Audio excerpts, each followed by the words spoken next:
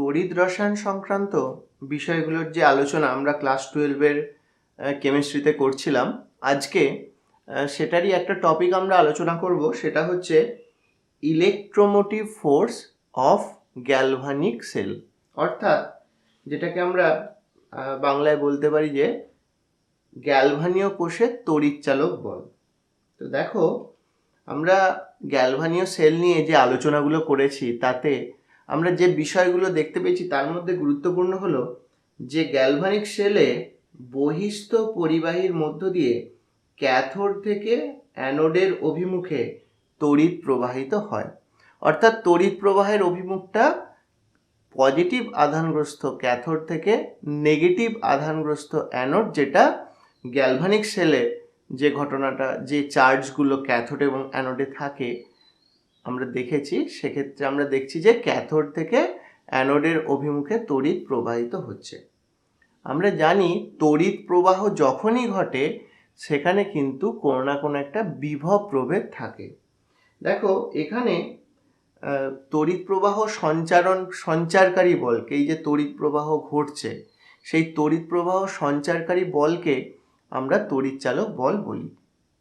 তাহলে একদিকে দেখলাম যে বিভব প্রভেদ থাকলে তবেই তড়িৎ প্রবাহ ঘটে, আবার এক্ষেত্রে বলা হচ্ছে যে তড়িৎ প্রবাহ সঞ্চারকারী বলকে তড়িৎচালক বল বলে।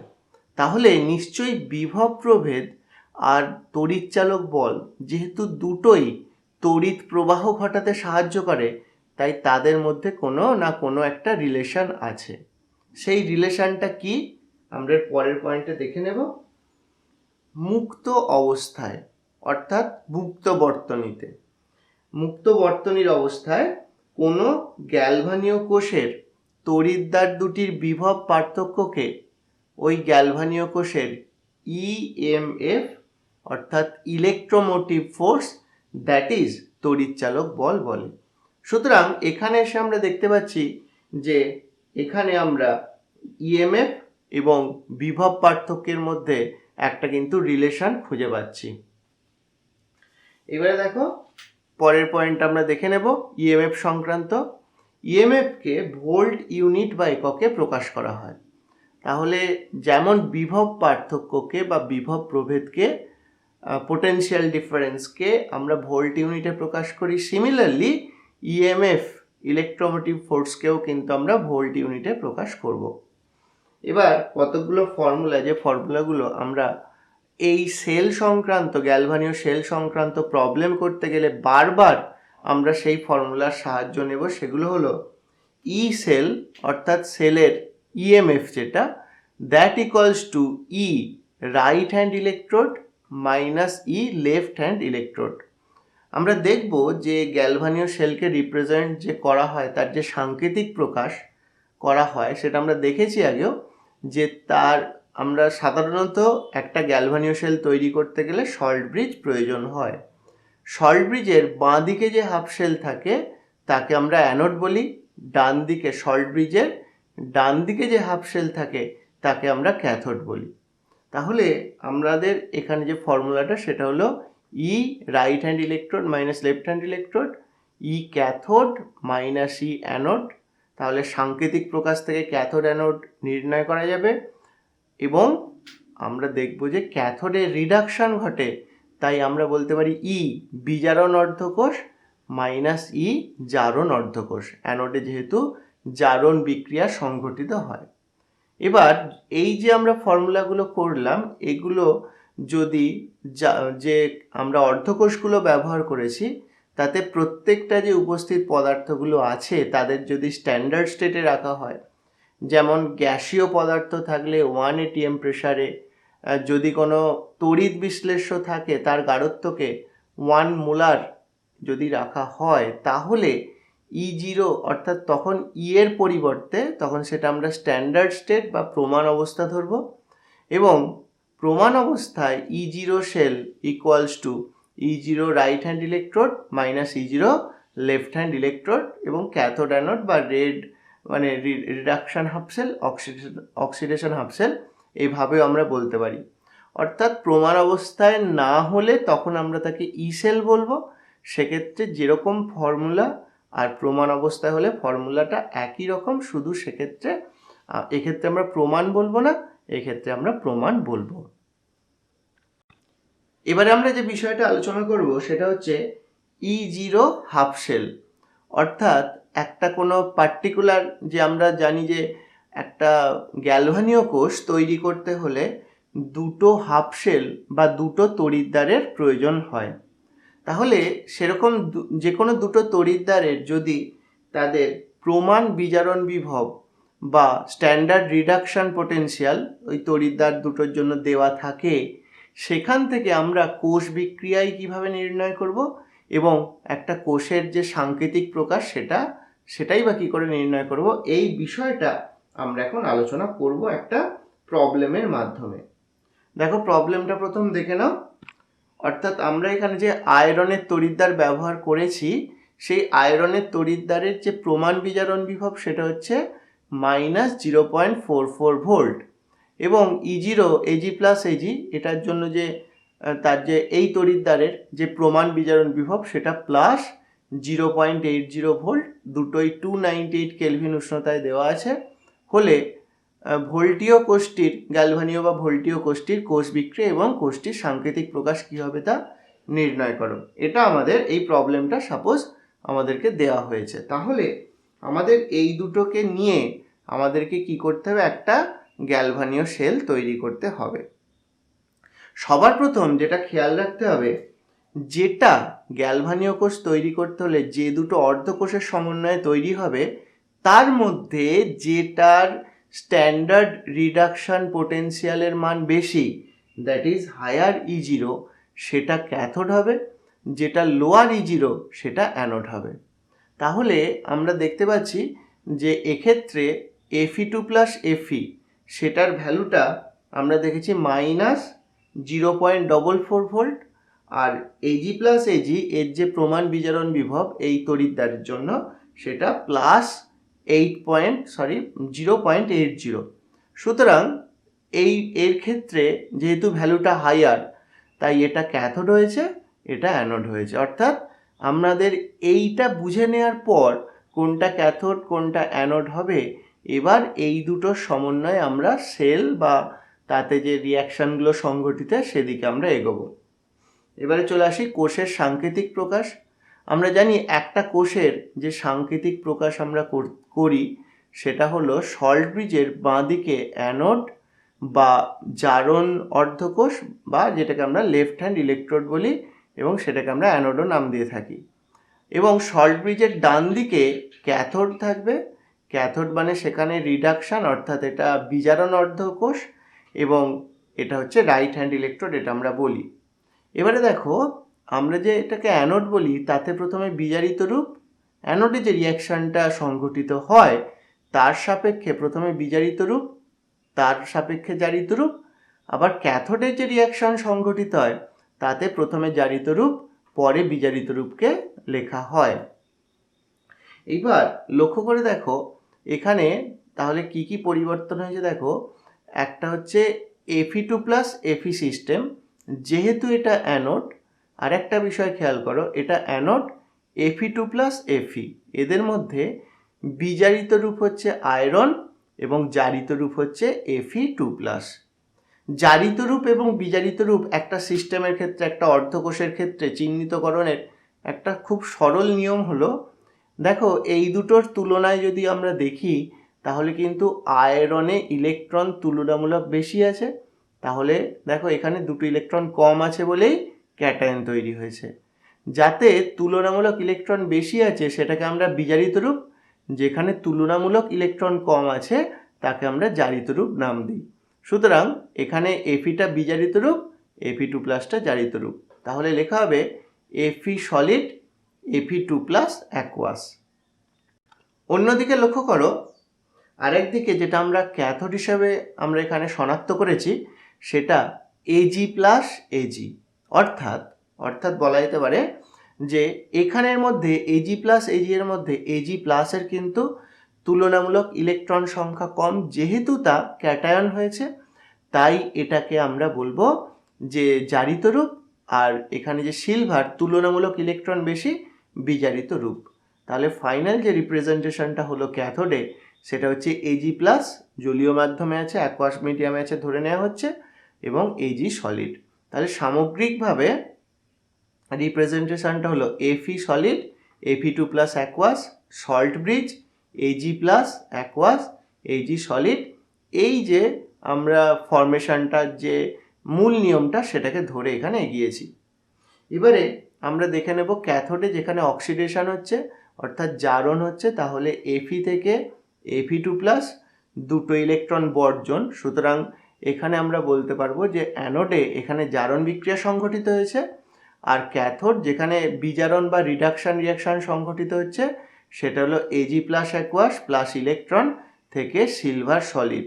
এবারে আমাদেরকে যেটা করতে হয় সেটা হচ্ছে এখানে দুটো ইলেকট্রন আছে, এখানে একটা ইলেকট্রন আছে, এই দুটো ইলেকট্রনকে ক্যান্সেল আউট করার জন্য সেকেন্ড ইকুয়েশনকে আমরা 2 দিয়ে মাল্টিপ্লাই করব। এই ক্ষেত্রে করে আমরা যখন যোগ করে দেব তখন ওভারঅল সেল রিয়াকশান বা সামগ্রিক কোষ বিক্রিয়া পেয়ে যাব, যেটা এখানে পাওয়া হয়েছে F E solid 2 A G plus aqueous, F E two plus aqueous plus 2 A G solid.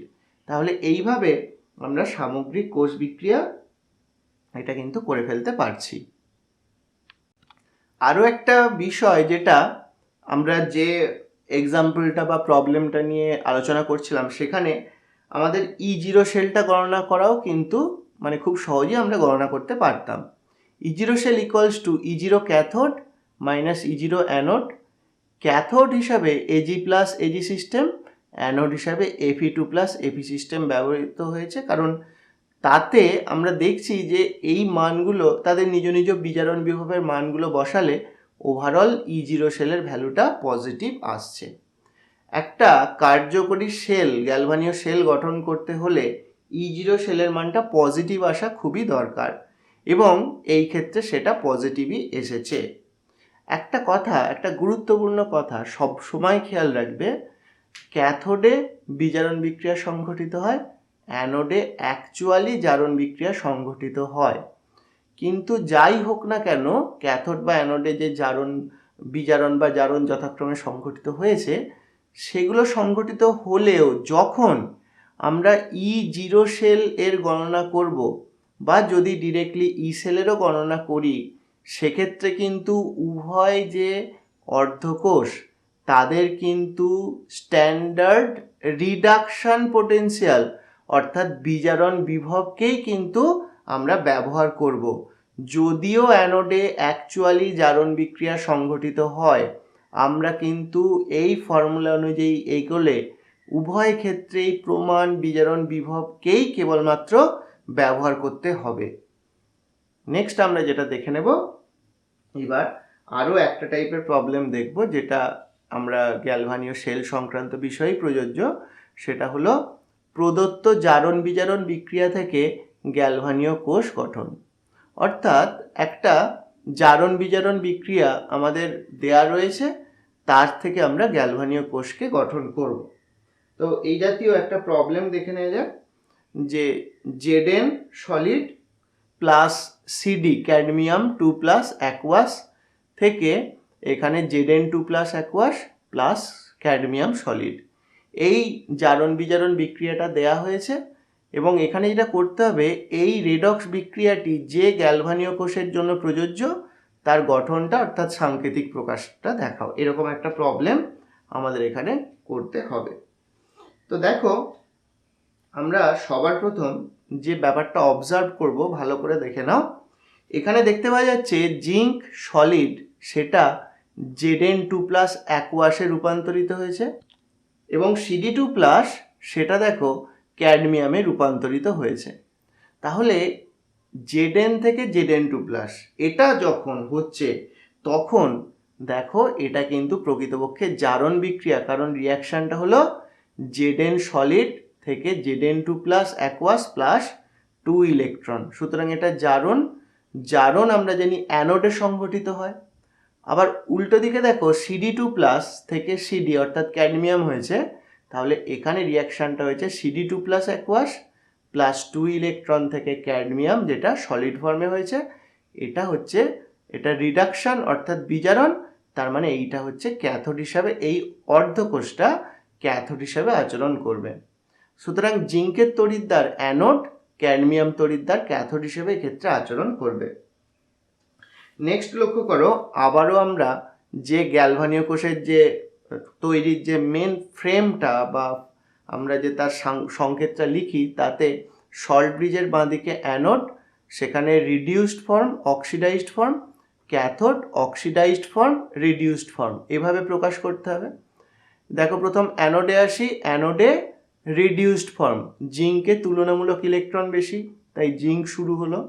তারপর অক্সিডাইজড ফর্ম, Zn2+ লেখা হলো, অ্যাকোয়াস মিডিয়ামে আছে ধরে নেওয়া হচ্ছে। আর এখানে দেখো যখন আমরা ক্যাথোডের দিকে দেখছি তখন আমরা প্রথমে অক্সিডাইজড ফর্ম দেন রিডিউসড ফর্ম, অর্থাৎ Cd2+ ইলেকট্রন তুলনামূলক কম আছে, সো Cd2+ অ্যাকোয়াস থেকে Cd সলিড। এবং E0 শেল ঠিক আগের বারের মতোই এবারেও E0 shell cathode minus anode, সেটা করলে E0 Cd2+ Cd minus E0 Zn2+ Zn। এবং আগে যে কথাটা বলা হয়েছে আরও একবার স্মরণ করিয়ে দেওয়া যেতে পারে যে যদিও অ্যানোডে জারণ বিক্রিয়া সংঘটিত হয়েছে, যখন E0 শেল অর্থাৎ কোষের প্রমাণ তড়িৎচালক বল ক্যালকুলেশন করা হবে, তখন এখানে কিন্তু জারণ বিক্রিয়া সংঘটিত হওয়া সত্ত্বেও অ্যানোডে আমরা কিন্তু বিজারণ বিভবকে নিয়ে অর্থাৎ বিজারণ বিভবকে ব্যবহার করে E0 শেলটা গণনা করব। আর একটা কথা এই জাতীয় প্রবলেমে বলা যেতে পারে যে এখানে যে রিয়াকশানটা দেওয়া হয়েছে, এই রিয়াকশানটা যে সবসময় আয়নীয় আকারে দেওয়া হবে এমন কোনো কথা নেই।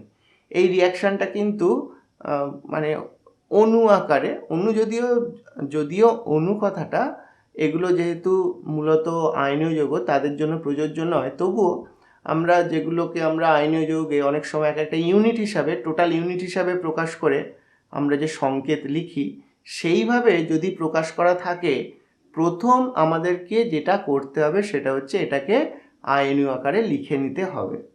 যেমন এই প্রবলেমটাই এইভাবেও দেয়া থাকতে পারতো যে এরকম ধরা যেতে পারে যে zinc solid plus CdNO3(2) cadmium nitrate থেকে ZnNO3(2) প্লাস ক্যাডমিয়াম সলিড।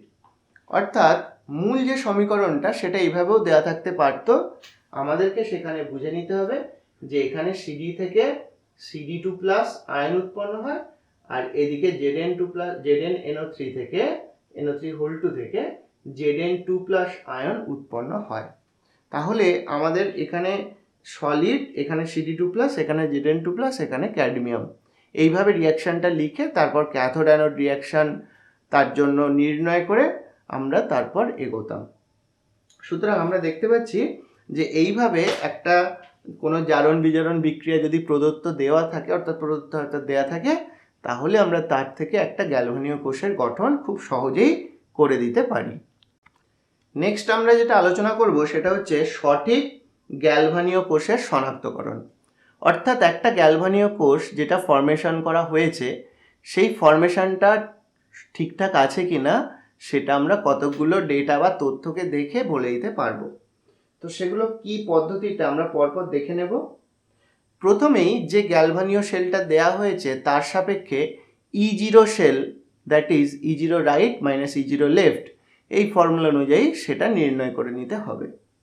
যদি দেখা যায় যে E0 শেলটা পজিটিভ হয়, এখানে E0 রাইট লেফট এদের মানগুলো বসিয়ে যদি E0 শেলের মানটা পজিটিভ হয় তাহলে কোষটা একদম ঠিকঠাক আছে, কোষটা গঠনে কোনো সমস্যা নেই।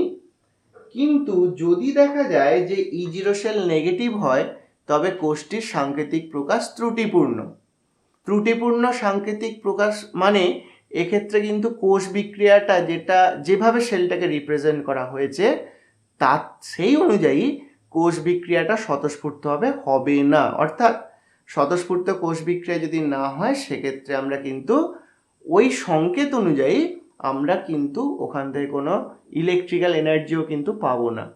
তাহলে এখানে কি করতে হবে, যদি সঠিক গ্যালভানীয় কোষ তৈরি করতে হয় তাহলে তড়িৎদ্বার দুটোর পারস্পরিকভাবে অবস্থান পরিবর্তন করে আমাদের সঠিক গ্যালভানীয় শেলটা তৈরি করতে হবে।